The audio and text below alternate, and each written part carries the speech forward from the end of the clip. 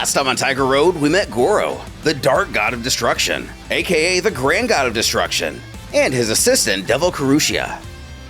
Zen, our focal character who was chosen by Garuo to be his plaything, had his latent powers drawn out by Kirushia, Garuo, and Toru, resulting in the birth of the wicked warrior Zanthia. Not to be confused with the evil spirit called Sadus. But who is Zanthia? And just how exactly were they released?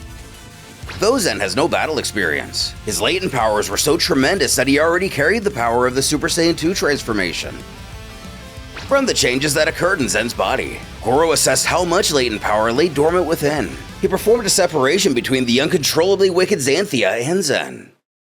Immediately heading to Baars' temple, he showed the Universe 7 Destroyer along with his attendant Whis his overwhelming presence. The group then headed straight to Earth where Goku and Vegeta were in the middle of their own training.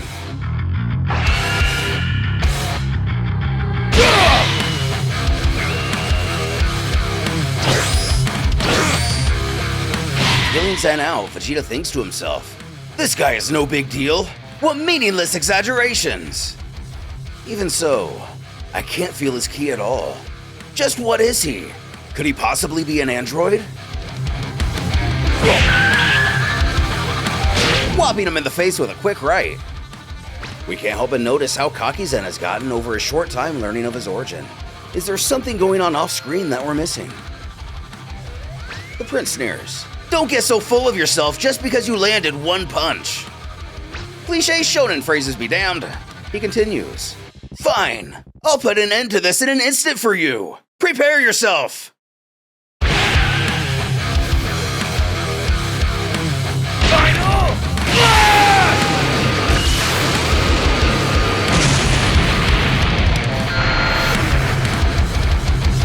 Satisfied with his work, even without being able to sense the outcome of his attack, Vegeta rests assured that must have done the boy in.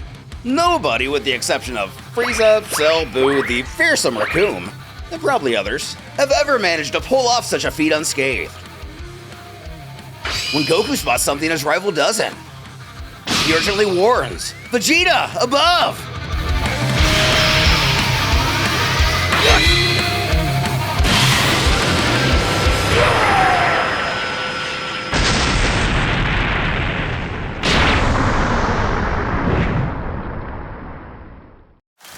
Volleyed out of the sky into a conveniently placed crater, Zen proves to be more than a match for our heroes. But will his abilities hold up as they begin to work their way through the various Saiyan transformations? Goku tends to his down comrade. Vegeta, I can't feel this guy's ki at all. Did you find out anything from fighting? Who, alas, did not.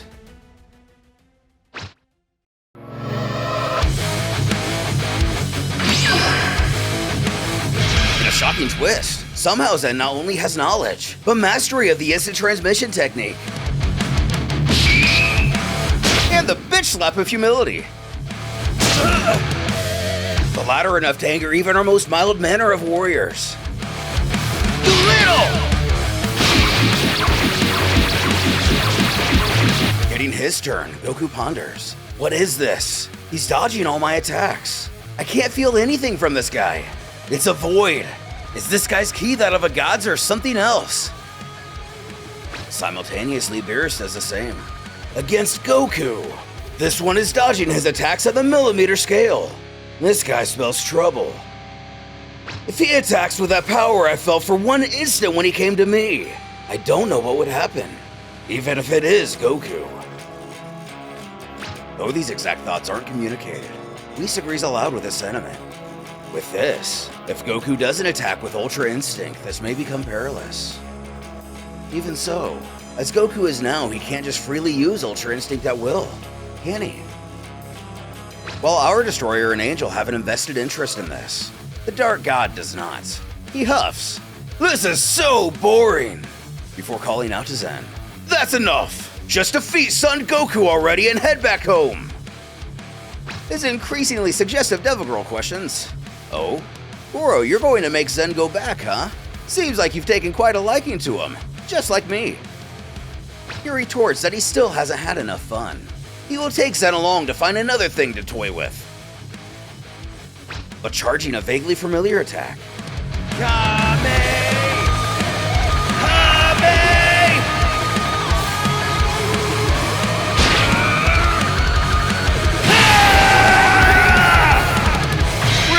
This is much worse than Vegeta's final flash.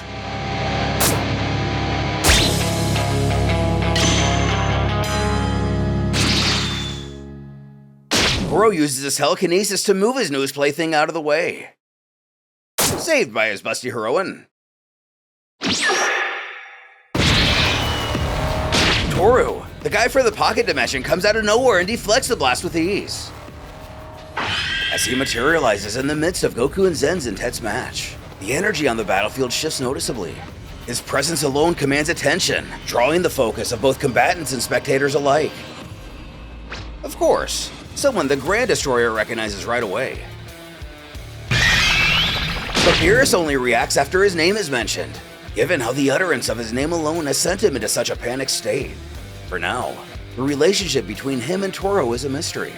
The specifics of their connection remain elusive, but we can speculate that given their respective positions, they have a history that predates the story we know as a whole. Goku, momentarily stunned by Toru's sudden presence, halts the bout. His senses alert to the extraordinary presence emanated from the Ethereal Guardian. He asks under his breath, "Who the heck is Toru? A friend of Baars or something?"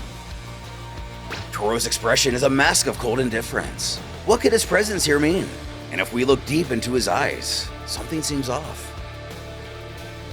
That form, Goku marvels. Could it be Ultra Instinct? He bounced back my Kamehameha like it was nothing. Being direct, Garuo addresses him. "Toru, just what have you come for?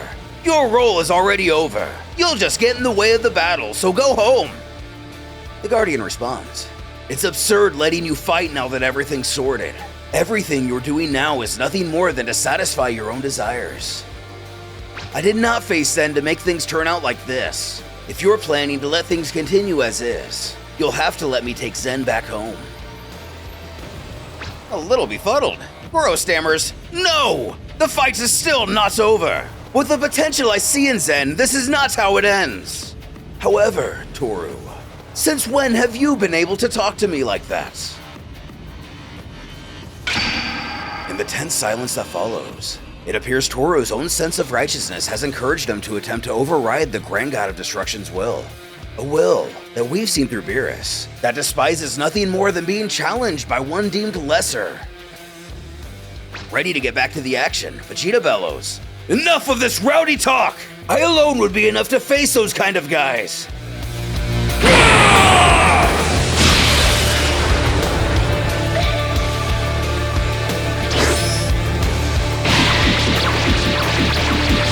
Immediately taking notice of his foe's heritage. "You're a Saiyan, huh?" Scoffing back. "So what if I am? What are you supposed to be?"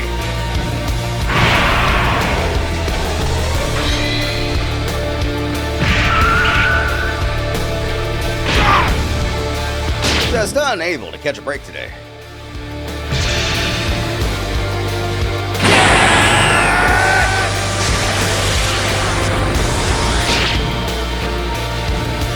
As Goku rushes to aid his partner and Zen takes his Super Saiyan 2 form to stand alongside of his trainer. The four of them seem to have gotten off on the wrong foot. Then Toru speaks.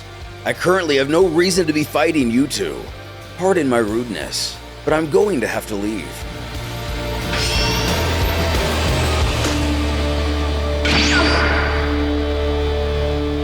Leaving our heroes more confused than ever. What were those guys? Who were those guys? Just what the heck is going on? While our Saiyans grapple with this, the devil and God alike don't take this act lightly. "Ah, we were stolen from, Garuo," laments Kirushia. Echoing this, the god growls, "That lowlife Toru is getting fired." Following our new Saiyan adjacent characters, we're taken to a world or town bearing what seems to be the Torin race. One curious thing about them, they each seem to wear the exact same clothing as the Destroyers. Might this hint at Baars' fear of Toru and the Grand God's reluctance to forcibly stop him from taking Zen away from the fight? As Zen himself gets familiar, a man approaches the pair expressing, "Oh, Toru, you're back, huh?" When what's likely the presence of Zen catches him off guard. Toru shortly tells how he's just come back. when the two continue along their way. However, it can't be stated enough how jarred that man seems. Passing by the market, he elaborates that this is an isolated space just for the Torins to live in. They once had their mother planet, but it was erased by a destruction god. Actually, the Torins almost went extinct because of a certain technique used by that destruction god. In order to protect the Torins, they made a pact with the god of destruction not to mess with their people. Interrupting, Zen queries, "Your people almost went extinct because of something stupid like that?" Referring to the destroyers. "Just suddenly take me from my home and erase entire planets. I don't understand them." Furthering, Toru expands on his knowledge. It's a dangerous technique feared by even the gods. It's a technique that makes the body move by itself, freed of conscious thought, to avoid danger. They call this technique Ultra Instinct. To the gods, this makes anyone who masters it a danger to them.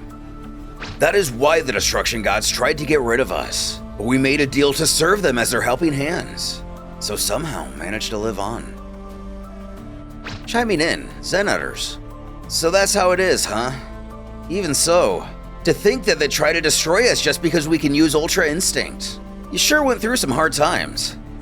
Reminder, it suggested Zen contains Torin DNA as well as Saiyan DNA, but he may just be referring to mortals here. Back to Toru.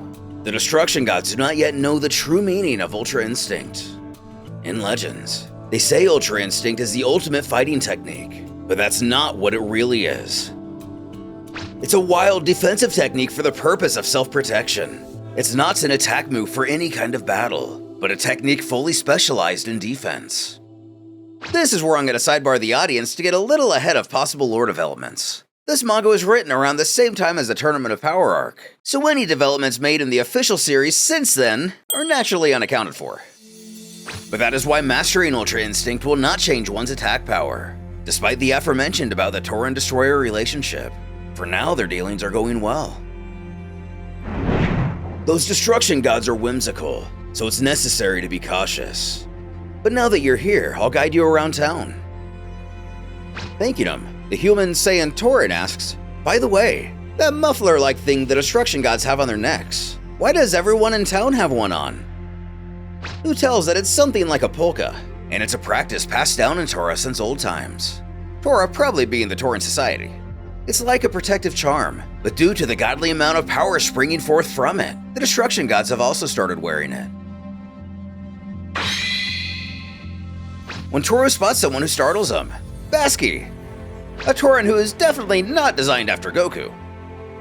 Almost like he's been cheated on, he questions Toru who that is with him, leading to Zen introducing himself.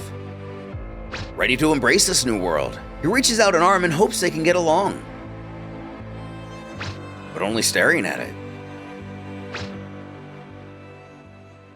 Basky remarks that his ki is amazing, though it gives off a displeasing feeling to him. Could it be that he's a Saiyan? And oh yeah, he only found out recently himself, but it does sorta seem so. Which infuriates not Goku.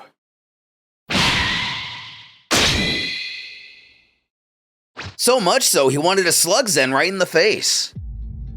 Though stopping the attack, Basky scolds Toru since when has he ever let a Saiyan off the hook? Who explains that it's not like he's letting them off the hook altogether. A lot of things have happened. For now, he wants them all to take it easy and talk about it. Prompting Basky to scoff that he doesn't want to talk about it. Beginning to stomp off.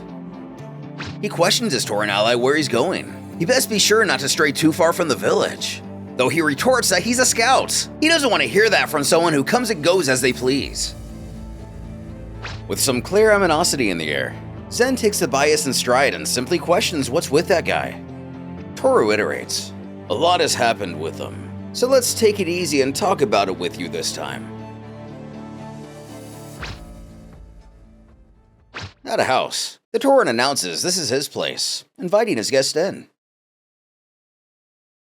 Back on Earth, the Dark God grumbles that if there's no opponent, the game can't continue. That Toru just had to get in the way when it was getting good. But since there was a little wager on the line involving whether or whether not a certain dog would be able to tell the story about the time he made Baars pee himself, Since Goku's group was clearly pressing forward, the cat guesses he wins, right?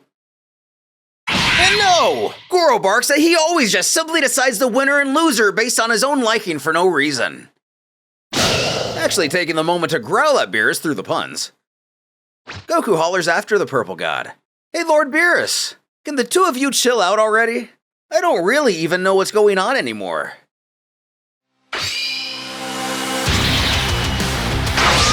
As someone takes aim at Whis of all people and damages his staff. But will this actually have an effect on its abilities? Or is this merely a brute display of power to catch even an angel off guard? But who is it?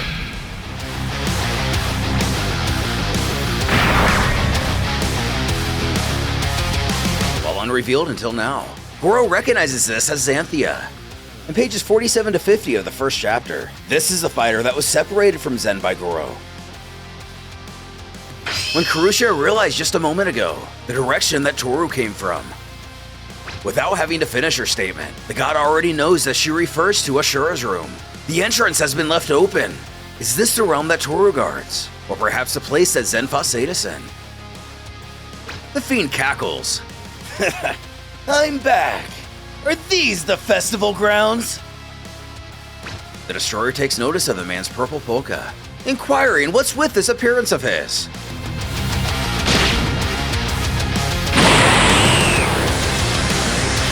Our Saiyan duo power up to Super Saiyan God, seeing this new guy isn't playing around. And with how fast he was able to get the drop on Whis, this is a contest of speed. Though presumably an evil entity, Zanthia has to grin at the sight before him. But who is he? A Saiyan? A Torin? Yet another mystery left to unravel. With Zen, he spots Toru's polka just lying around in his home. Why doesn't he wear it? Who explains? That isn't mine. It belongs to a warrior I used to fight alongside of. It belongs to my partner and little brother, Rumino. Curious that he has a little brother, his guest queries where he is. Outside or something? But no, Rumino is dead. He died protecting a strange girl from a Saiyan. Taken aback at his loss, Zen solemnly apologizes. So what happened to that girl? Letting out a smile, he assures the girl is fine now. He intends to protect her as much as Rumino did.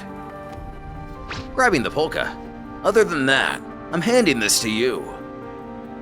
As any decent person would, the boy stutters. No, that's a memento of your little brother, right? There's no way I could take something like that. And I'm not even a Torin.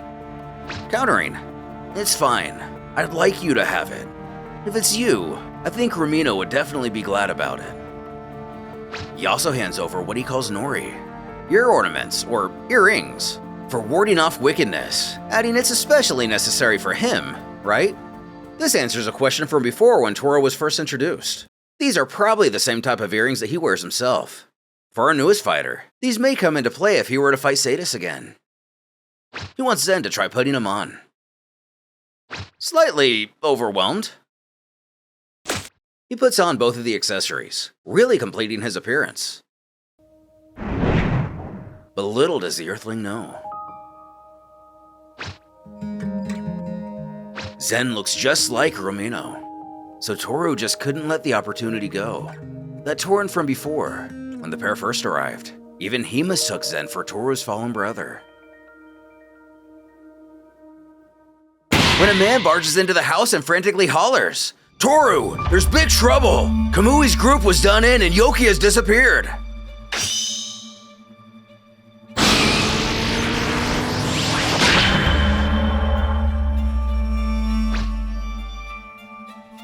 Tending to the situation, Toru holds Kamui in his arms, pleading to know who did this to him, and what happened to Yoki.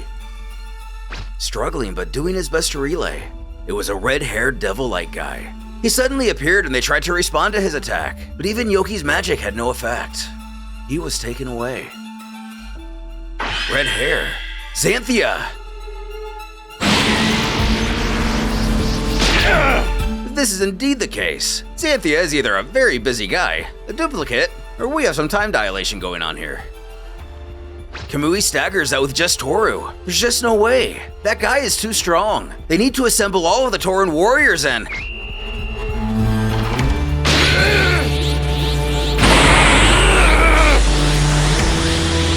Anger being another trait these people share with the Saiyans. Zen insists on going too. I'm the cause of all this anyway. I'll definitely be of use. Although that helps. As the Earthling is now, he's no match for that guy. But one thing Toru can do immediately is give him a new power. Zen already knows what his mentor refers to as something he mentioned before facing Sadis. There was a concern that he'd transform and not be able to return to normal, just like Toru himself. He knows this, but he needs that power right now. So if that's what it takes...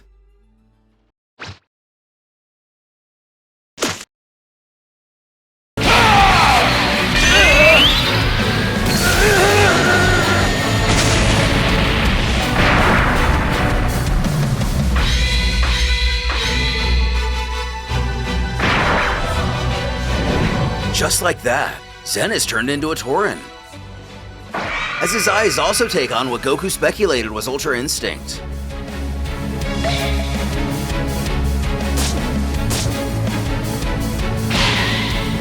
Zen is able to move his body without thought as Toru foe rushes him. It would appear the Torins can use, if not master by default, Ultra Instinct as a base skill. With that, Toru seems satisfied. It seems that it went well. So upon giving our newest protagonist what's pretty much the god mode of all power-ups, it's time to find Zanthia.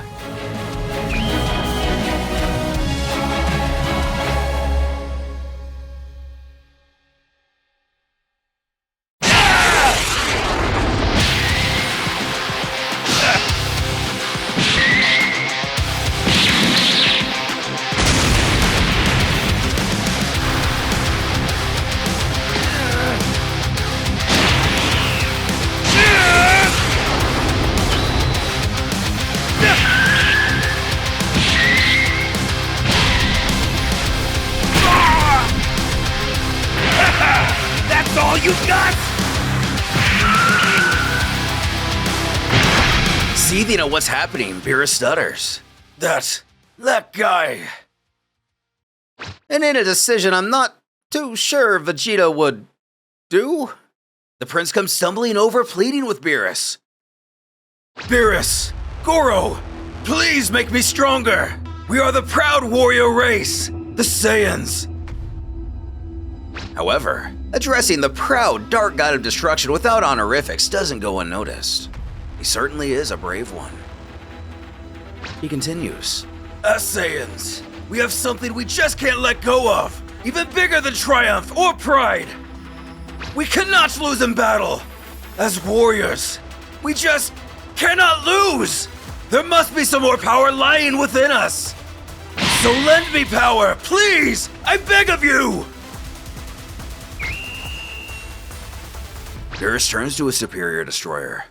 Hey Goro, think we should help him out? Who chuckles and claims, I guess we have to, before ushering Kirushia to join as well. The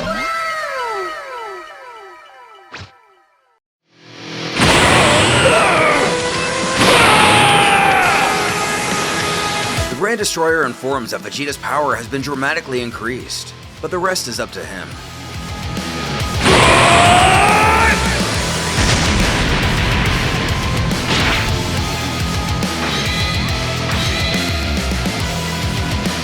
In this story that predates Ultra Ego, Vegeta is gifted Ultra Instinct. Almost reminiscent of a certain event in Dragon Ball GT. Sporting the fierce gaze in his eyes, he offers his thanks to the gods of destruction, leaving out a particular lusty minx and Kirushia.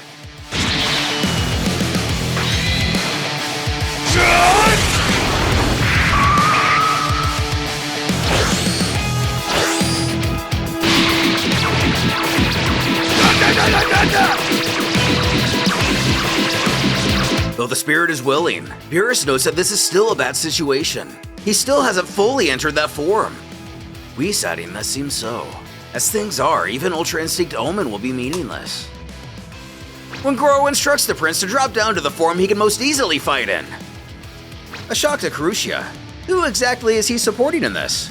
Revealing it wasn't actually wise coaching advice he was offering, he chirps that it's much more fun if the fight drags on. Seeing his rival struggling yet again.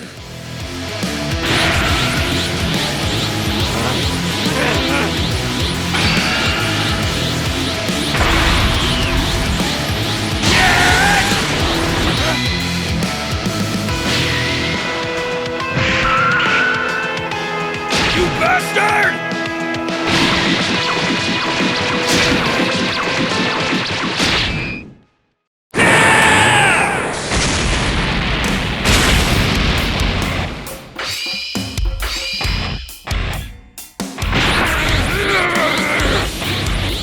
As if he wasn't already a force to be reckoned with, Zanthia decides to ramp things up and uses what looks like Broly's rage form. Ever the Goku, our hero smirks that this guy was just warming up. Vegeta sneers that this is a form he's never seen before. Which, technically?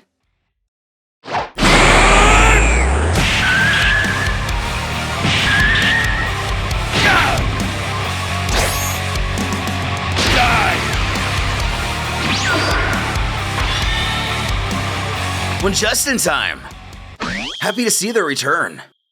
Garuo is the first to notice Zen's new form. And not really knowing their intentions, Vegeta snarls to know what the two of them even want. Goku chuckles that even by himself, this guy is already more than formidable. This is gonna be a bit rough if it becomes 3-on-2. Toru beckons for them not to misunderstand the situation. He told him already, he has no desire to fight with them. He has his own reasons for wanting to defeat this man. Albeit confused, Vegeta states, "Look, I have no idea what's going on, but it seems our goal is the same then, is it not? Goku's just ready to get back to the action." As our four heroes enter at least a certain stage of Ultra Instinct, how could an opponent such as Zanthia possibly exist to stand a chance against this? What is his past and what does he want?